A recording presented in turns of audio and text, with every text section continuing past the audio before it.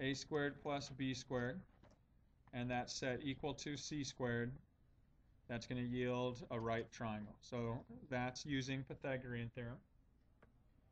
Okay, but let's take a look at what happens if there's a different relationship. Okay, and so when we talk about these other two relationships, the a and the b are going to be the two shorter sides, and c is going to be the longest side. And because they're only called legs and hypotenuse in a right triangle.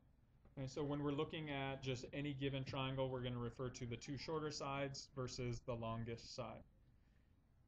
Right? And there's specific relationships that exist that allow you to classify these triangles. And the first is, what happens if the sum of the squares of the two shorter sides is greater than the square of the longest side? Right? And so what I'll use to model that would be, if I have these two pens represent the legs of a right triangle, the a and the b value, and then my hand represents the hypotenuse. So here's your right triangle. Well, what happens if this c squared value, the hypotenuse squared, is smaller or less than the sum of these squares, or smaller than it would be in a right triangle? So if I make my hypotenuse smaller than it was in a right triangle, what type of a triangle have I created here? It's an acute triangle. So if that's the case, then you're going to have an acute triangle. So again, what winds up being is, if we have our a squared, b squared, but this c value is smaller than it would be in a right triangle, so that means it's going to be smaller here. This value of a will get pulled inside, and it becomes an acute triangle. If we look at the other case, and that is if a squared plus b squared is less than the c squared value.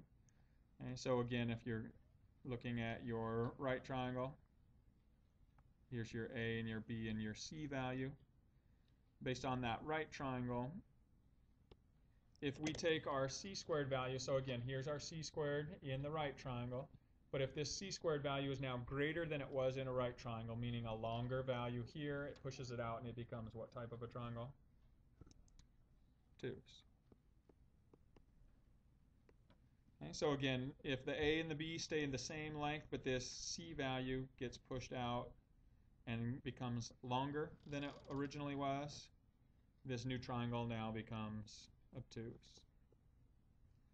Okay, so you need to be able to identify that relationship based on a set of lengths provided.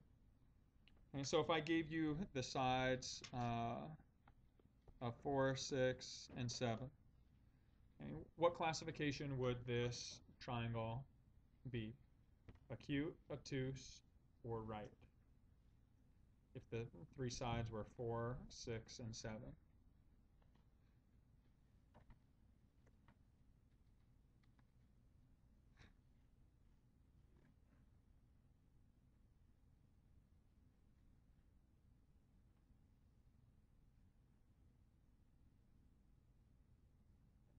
How many say acute? Obtuse? Right? And then, so the other, you just waiting to see. All right. So if you take a look at the two smaller sides and square them, so 4 squared plus 6 squared, and you compare that to the 7 squared, you wind up with 16 plus 36 compared to 49. Well, right here you can see, if you add 36 plus 10 is 46, plus another 6 is 52. So that's going to be greater. And if you look at, again, the relationship, here's your right triangle. The hypotenuse squared, or the longest side squared, is smaller than it would be in a right triangle. So it gets pulled in smaller and creates an acute triangle. Okay. Everybody able to follow that logic? All right, try one more example here. And let's say you have the sides of 5, 8, and 3. See if you can classify that triangle.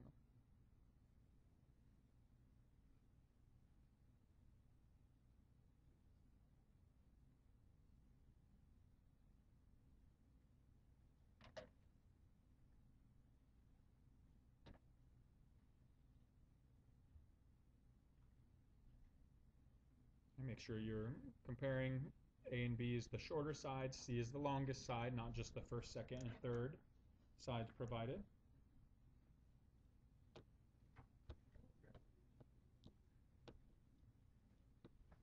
Okay, so how many of you say acute? Right? Obtuse? What if I said it's not obtuse? You guys did some little calculation wrong. See if you can find your mistake real quick.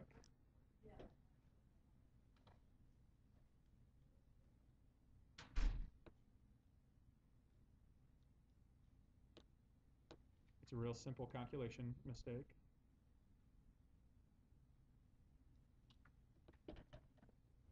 Based on something that we talked about before break.